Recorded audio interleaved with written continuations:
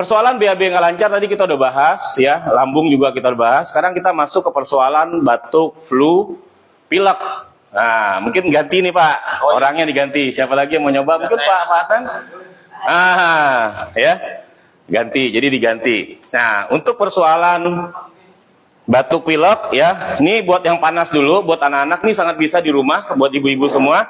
Kalau anak ada yang panas, Anda terapinya di area tengkuk, belikat sebelah kanan, belikat sebelah kiri sama area lambung. Ini kalau anaknya panas. Kalau anaknya batuk, Anda terapinya di area paru, paru kanan, paru kiri, sama area lambung.